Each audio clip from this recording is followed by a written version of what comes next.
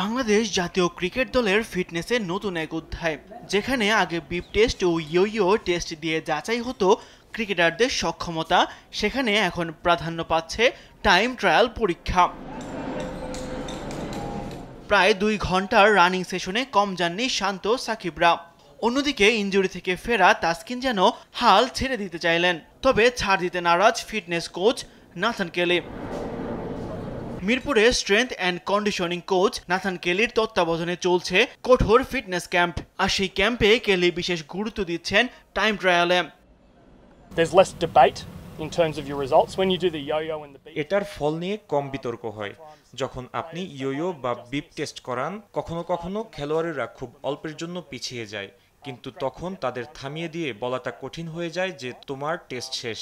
Time ট্রায়ালে ভালো জিনিস হচ্ছে ঘড়ি মিথ্যা কথা বলে না। আমার অভিজ্ঞতা হচ্ছে যারা ইয়ো বা বিপ টেস্ট পাস করে তারা টাইম ট্রায়ালেও জেতে, যারা বিপ বা ইয়োতে ভালো না তারা টাইম ট্রায়ালেও না। গত রোববার ঝলক দেখিয়েছিলেন তরুণ পেসার নাহিদ রানা। মাত্র 5 মিনিট 31 সেকেন্ডে দৌড় শেষ করে তিনি সবার শীর্ষে উঠে আসেন। অবশ্য পাস ফেলকে গুরুত্ব না দিয়ে দলের সামগ্রিক উন্নতির দিকে নজর টাইগার এই কোচের। অনেক খেলোয়াড়ই এই জায়গায় উন্নতি করেছে। নাহিদ অসাধারণ পারফরমেন্স করছে, 5 মিনিট 31 সেকেন্ডে 1600 মিটার দৌড় শেষ করেছে, আর পুরো দল একসাথে এই দিকটা উন্নত করার চেষ্টা করছে। আমরা এখানে কিছু স্ট্রেংথ টেস্টও করেছি, সবগুলো স্ট্রেংথ টেস্ট একসাথে মিলিয়ে 56টি পার্সোনাল বেস্ট পেয়েছি। কেলির মতে ভালো ক্রিকেটার হওয়ার জন্য ভালো অ্যাথলেট হওয়া গুরুত্বপূর্ণ। গতি, শক্তি ও ফিটনেস বাড়লেই উন্নতি হয় মাঠের পারফরমেন্সে, এমনটাই জানিয়েছেন তিনি।